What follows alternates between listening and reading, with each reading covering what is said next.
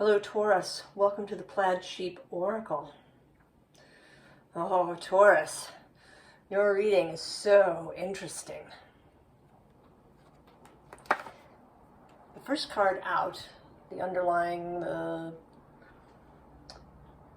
main energy, the signpost is this Serpent card. That says knowledge and healing. But I want to say that it is also a very subversive energy. Right? The serpent in the garden. And the bottom of the deck has this eagle card. And these two things together made me think of Scorpio. And then the underlying bottom is the mystery.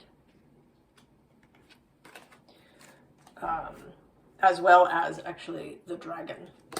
So there is this scorpionic feeling to you, Taurus, now. And what effect you are going to have on the world at large. So we start, I'm actually going to skip this card and do the bottom of the deck and the first card in the row, which is this 5 of Swords and this 8 of Swords. And this individual represents society, the world, people you know. And how large this is, I think it doesn't matter. I think that you can intend to affect, one individual or 5 individuals, or you could have the intention to affect a much larger group. It doesn't matter. Because whatever it is, it will kind of have the effect through all of those layers. So as I see it, we have this 5 of Swords person who has been battling for a long time. Has been, waging some war that seems to have no end. And they're just, right? They're sick of it. They're tired. And maybe they've been trying to reach this place. This kind of nirvana, this goal somehow for their lives, something, that they've had their eye on that is very real world, pentacly, but they're not getting anywhere. They're just, right, there's just this continuous fight. And so after all of that, they kind of, right, they're sort of collapsed in this heap on the ground. They are, right, they're maybe, caught up in their own minds and their own fears. The eclipse is coming up, right? The lunar eclipse on March 25th. And then there is a solar eclipse on April 8th. And I learned through a friend of mine who has children that there are places where schools are being closed for eclipse day. Because there's all these fears, right? It's going to go dark for a period. And then there's the danger of looking at the sun without protection while it's, being covered over. And we both thought that was mad. Right? Because schools, places where people learn things. And she noted that the last time, in 2017, when this eclipse happened, that the schools used it. Right? It was part of, it was a part of the learning that day, right? Everybody had, got the appropriate glasses, and teachers did projects about it, and it was part of the learning. But now, some places anyway, it's almost like a, this sort of regression to, eclipses as evil omens that, foretold disaster. So there's all of this fear. And you may be encountering it in people that you know.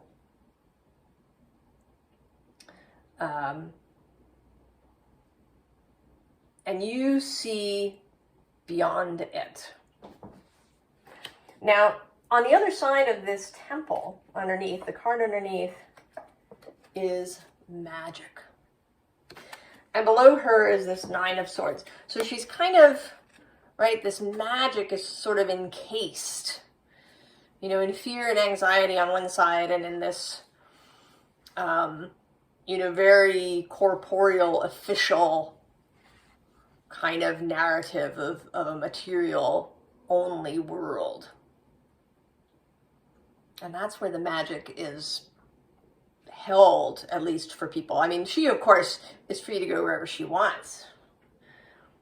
She's not actually imprisoned in any way. But for people to access her, to access that energy of the magician, of magic, they have to, transcend this Nine of Swords and this heavy pentacle energy. And actually, as a counterpoint here, also, the next card, so we have this Three of Pentacles, which is showing up today as this very official, solid, unchangeable kind of thing. And then we have another three, which is the Empress in this deck, listed as fertility. And she's very mobile, right? She's out there. She is not, encased in stone or concrete.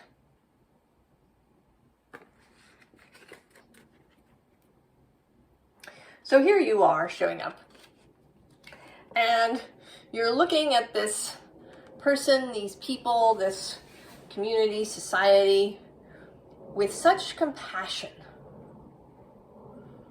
There's no judgment in her face. Right? She has a deep compassion for all of this struggle and suffering that is going on. And, this is you feeling that. And then we have other aspects of you. One, we have this Kuan Yin, who is a goddess of compassion. She made a vow to not ascend to her nirvana until all of humanity could join her, the Bodhisattva vow. Which is why she's listed as sacrifice. But you're not sacrificing. Mostly here you are seen, it's like you're seen in your very corporeal form, in your ability to be master of the physical realm and of your own self and your own body, to be really aware of other people, other people's bodies. One of the downsides of all the digital communication is that we're not in the same room with people. We may get an energetic vibe, from people if we're open to that across the ether, but we're not in our animal bodies are not in the same room together. And that's important. Being in the same room with somebody really helps you do what Kasia Urbaniak calls locating someone. Where are they? What is their state, their condition? And so you have that in this physical form. But you've also got the spiritual know-how, the ability to feel into things, and to have compassion for others.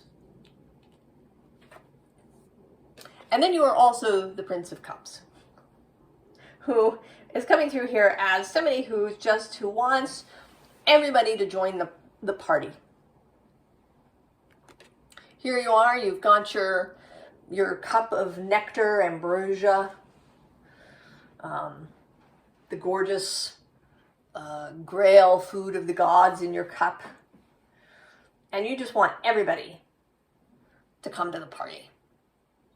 You are beckoning to everybody to come to the party. Come into this more expansive sense of self and universe. This understanding that we are within spirit, that our souls hold us and mind us. That there is a whole other way to experience being alive in the world. And you're very much about that. Your spirituality is very interested in practical, everyday experiences. You aren't interested in, living in an ashram, meditating on a mountain. You are, right? You're the earthiest of the earths. You want to experience all the wonderful sensual pleasures that life has to offer.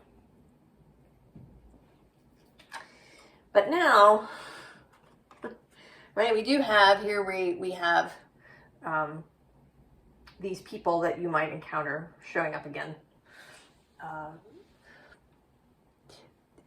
Right, they're interested. They're attracted by this idea. They want to come to the party. But they're also a little frightened. Now this says respect, but I want to say that at the moment it's fear, it's anxiety. And what it may be is that here at this end we have this King of Bows. And the adder is a dangerous animal. Right? The serpent. You're just all throughout this reading, Taurus. In all of your different guises. So this looks sort of exciting, but also terrifying.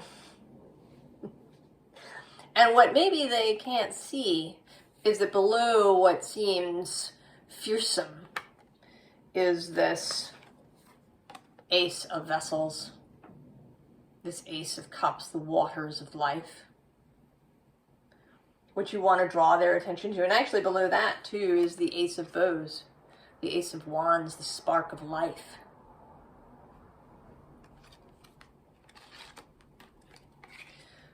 Often if you've lived a really narrow existence, if you've kept your emotions under tight control, if you've kept your nose to the grindstone, if you've been in this battle, then right, all of this loveliness, this waters of life and the spark of life can feel threatening.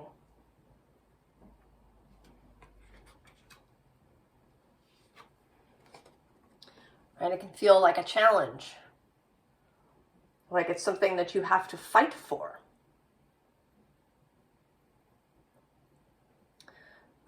Something that you can't just accept.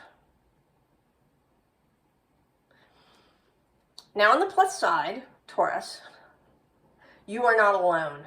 There are others with you. And they're showing up here. And it is sort of showing up as if it's all you, but I don't think that it's necessary. I think it's all you in the collective sense of you. That all of you who have come to this reading, and you're not necessarily going to embody every single attribute that, I talk about here. That maybe you're one or two of the things, but that as a collective, everyone here embodies all of these energies.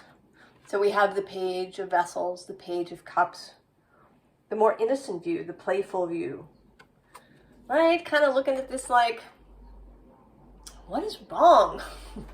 Right? We should just come, right? Go to the river and play. Why are these bunnies fighting? So the more innocent, the more childlike energy and perspective. But then we also have the King of Vessels. So the more mature, the more masterful emotional being. The one, right, that this King of Vessels, he totally understands. He gets it. He knows that it may require a little bit of a little time. It might require some different techniques in order to interrupt this battle that's going on. The King of Cups is traditionally Scorpio, so that's more Scorpio energy.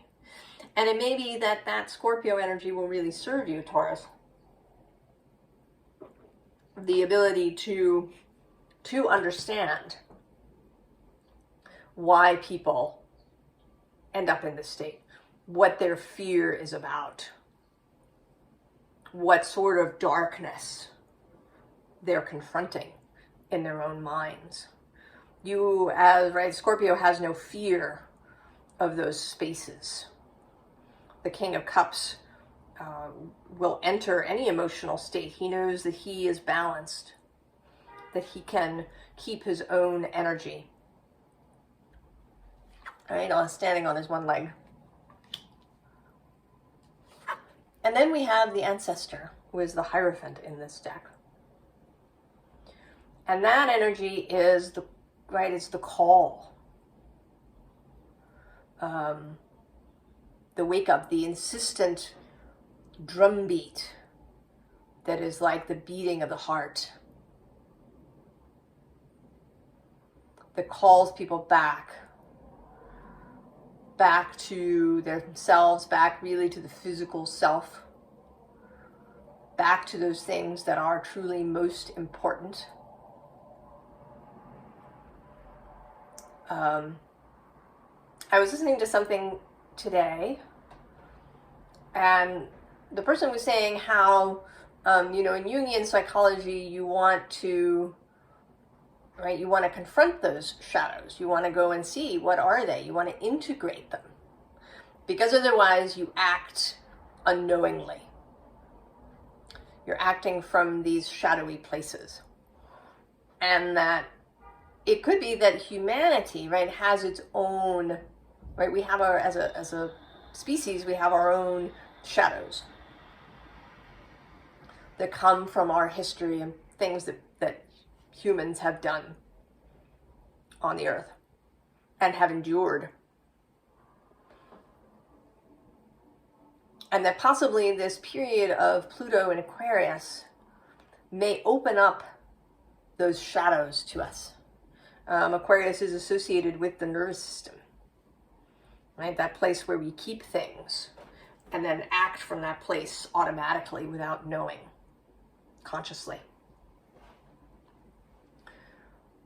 So Aquarius as that nervous system, also associated with the fascia of the body.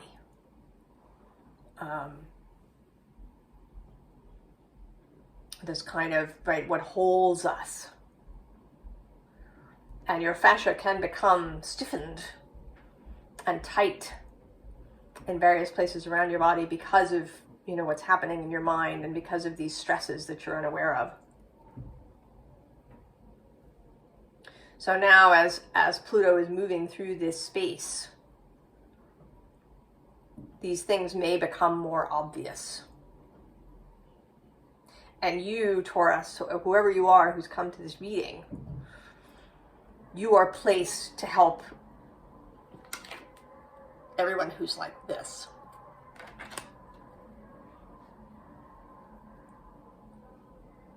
So now we're going to talk a little bit about how maybe. So first we have this water creation card. So through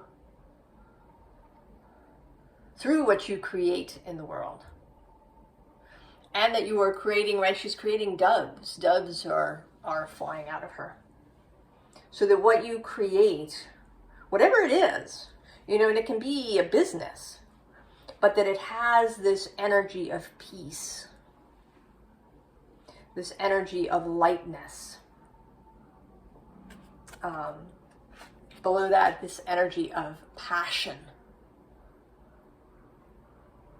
of, you know, the willingness to really feel your emotions, to be with others as they do that. And now actually right below that is the earth element. And then lying at the bottom of the deck is the air element of motion, of mind, of intellect. And then I'm going to skip and move ahead just here to fire. So we now have had all four elements. The magician's toolkit. His, I should say, that's kind of I want to say his sacred toolkit. His divine toolkit of creation. And then also this gravity. And kind of in two ways. Both the ability here in this card to wake this person up. And this is not you, right? This is whoever this is for you. Right? You have the ability to wake them up, right? You're represented by all of these other beings and animals. But also to be grounded. Because this, right, this Five of Swords and Eight of Swords energy is very ungrounded. It's people getting up into their heads, you know, allowing their anxieties to overtake them. And you have the ability to be grounded, to bring people back into their bodies. And this is going to be important. Right? You don't want people to come to the party just because it's a good time. You also want them to come because, right, for their animal bodies. Right? To experience all the things that our animal bodies love and need.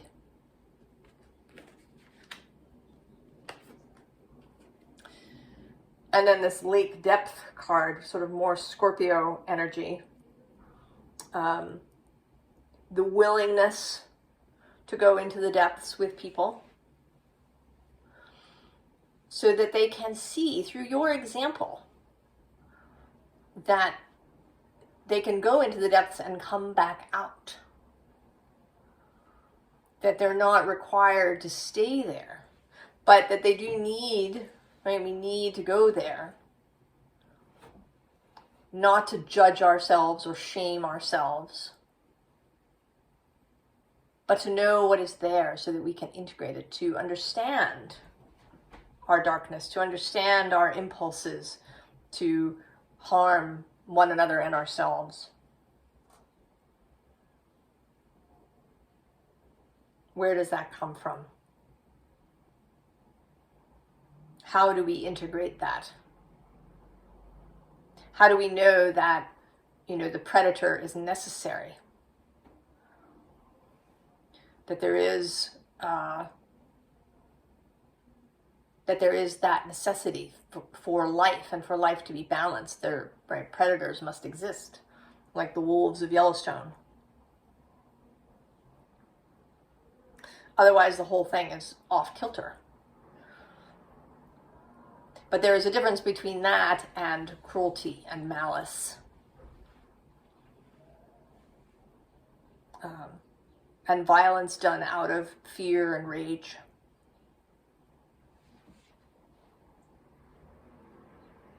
and that we need to integrate these things as a species. And then this magnetism card is about that, about, you know, how we attract things into our lives, but also about the cosmos, about the other than human world, about the stars, how it is all interlinked.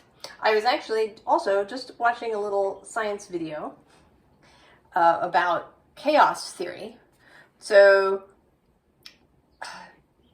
the idea is, right, the metaphor is that if a butterfly flaps its wings over here, that weather patterns are affected and change over here. And through various models and experiments and so on, it seems that what they've discovered is that it doesn't even have to be a butterfly's whole wing, that it is enough that molecules move in one place, and it has effects on a much broader scale.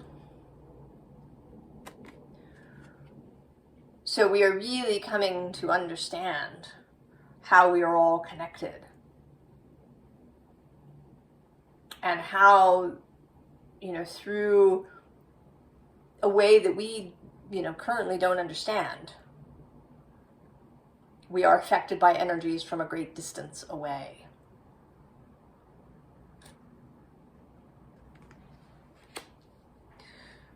So helping people to understand this.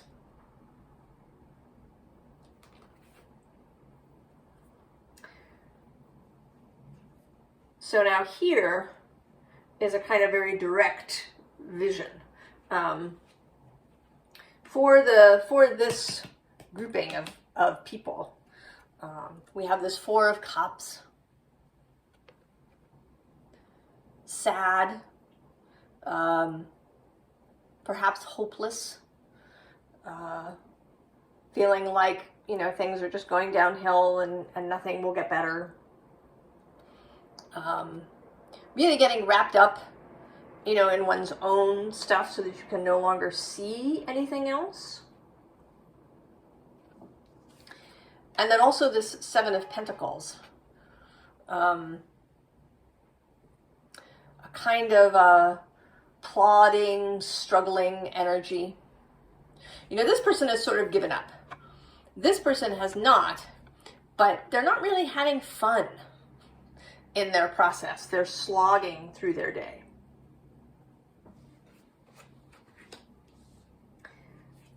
And then we have you. Both here is the star and actually appearing below as the Knight of Cups again. And the star, the sun rather. Oh, look, and it's the Ace of Cups too. All here, right? So clarity, love, and opening into a new emotional reality, into a reality that's more about love. And then also here, showing up again as the King of Cups, sovereign, knowing. And there's sort of a little story here where this King of Cups calls on this Ace of Wands person and says, you know, you need to take your wand out to share it with other people.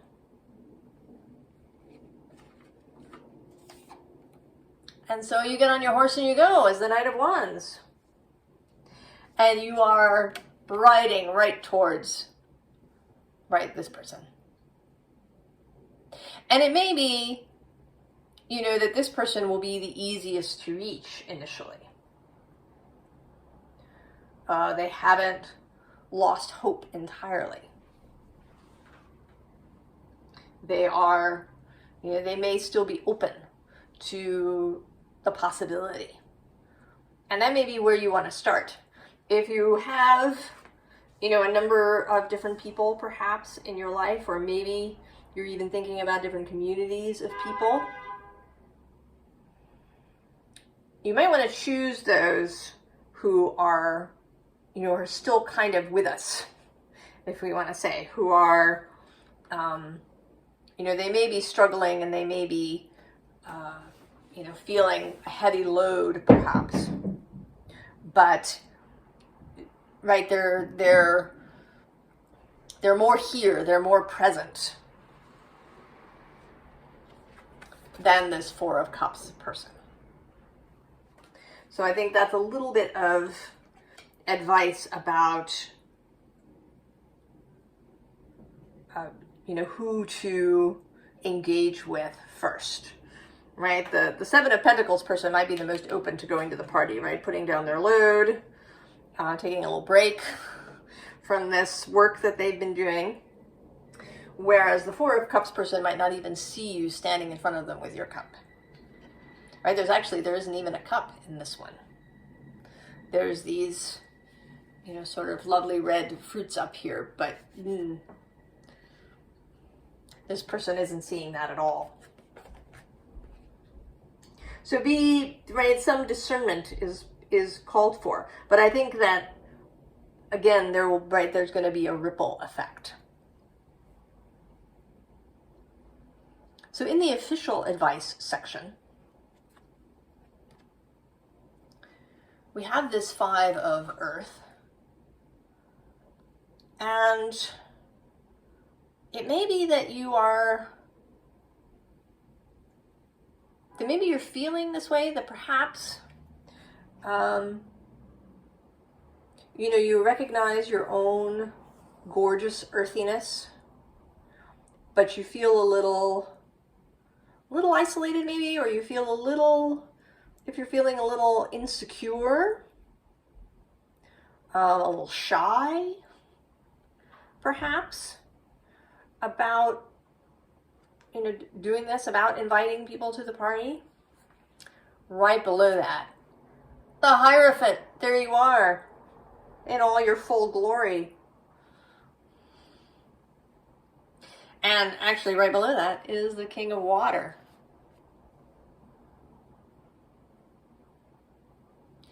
It may be that your first step is seeing your own self really clearly. And then at the bottom of the deck is the Page of Earth. So again, we have this multiplicity of energies, right? He's a little bit like this Page of Vessels, right? He wants to lead people into the woods to play. And then the King of Water is really understanding and compassionate and can go into the deep places with people. And then the Hierophant is solid and grounded, can call people into that spiritual space, but through in a very embodied way. So all of these energies are here.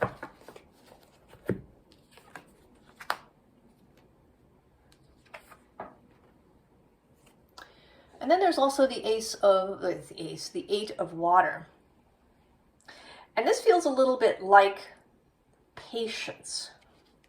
I sort of see you here with you have this whole chest full of pearls, of treasure.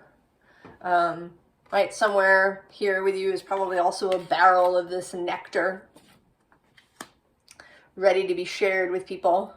But you may have to wait for people to, you know, kind of show up and dock. Right?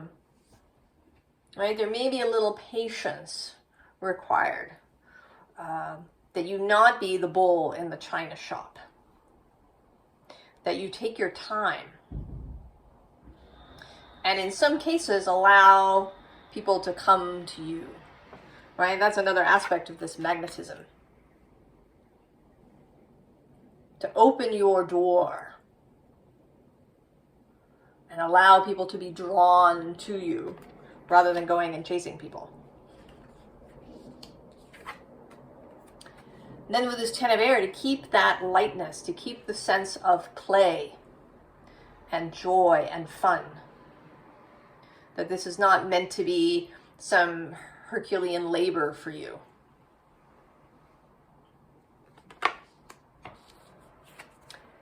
and then the Four of Water.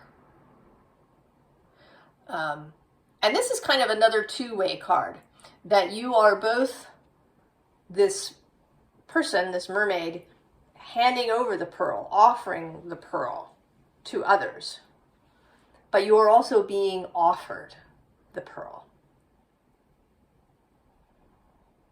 You know, you're here, you can do this for other people, but your soul and source are doing it for you.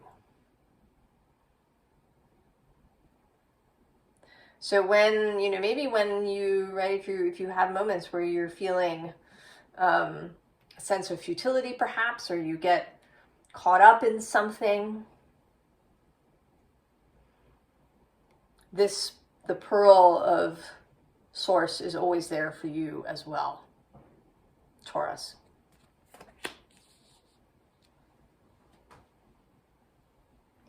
Taurus, so cool. And I hope that you have fun. I hope that people come to your party. And then maybe, right, it'll be more and more people as it ripples out that will be coming to all of our parties as we make ourselves magnetic through how we see life. I wish you the very, very best, Taurus, and I will see you next time. So long.